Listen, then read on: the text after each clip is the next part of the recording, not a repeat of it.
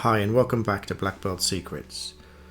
Today I'm going to take you through what I used to get the full butterfly stretch for the hip flexors, which are very important for kicks and stretching, and particularly side splits and front splits. You will need to be sensible doing this, as you know your own body better than anybody else. But to this day I believe this stretch made front splits possible for me. So many years later, I still relax into this stretched position. It's not forced, it's very relaxed, and there's not much pressure involved. You can keep your body moving, and you can keep a light pressure on each knee just to keep the legs moving downwards. You want to pull your ankles into your groin as much as you can, and you can keep yourself moving. You can try to keep your back straight and try not to arc your back too much. It's easier to do it against a wall. Otherwise you end up arching your back too much like this. So let's take it back a step, as most of you will start in a position like this, quite a way off the floor, as this stretch can feel uncomfortable when you've not done it before. The important thing to remember is you're not forcing your legs down, just a gentle pressure, as you can see I'm applying to the knee here. But what you'll notice, if you put too much pressure and push down like this, the feet come forward, which defeats the point because it doesn't have the same impact for the stretch. So you need to keep your heels, your ankles in as far as you can, and just generally relax. You can lean on the knees as I'm showing here, or my secret to achieving the results was to use a bench like this to perform a static isometric stretch.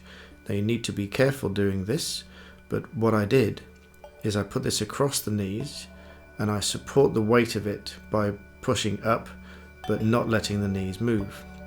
So I'll apply upwards pressure with the hip flexors but not let it move. And then every now and again I'll relax the muscles and allow it to drop down just a little bit. Now it's important not to rush the results and do too much too soon, or you'll simply not be able to walk the next day. But gradually you'll do this bit by bit, and over a period of weeks you'll get the full result all the way to the floor, which you'll keep for as long as you keep training. Make sure you invert the hips from time to time and stretch out the hip joint, just gently moving the body weight around and keeping everything nice and supple. Do this on both sides just so that you're inverting the stretch and keeping everything balanced. There is one great muscle workout that can help with this stretching, because a strong muscle is easier to stretch, and that is to sit against the wall with your leg in the air and open and close. You'll have definitely done this in training before, but the difference is you'll be doing it with 50 to 100 repetitions at a time. And once you're comfortable with that, you can add ankle weights to make it more difficult and strengthen those muscles. But once you get to the floor with this stretch, you will always have that position when you're training.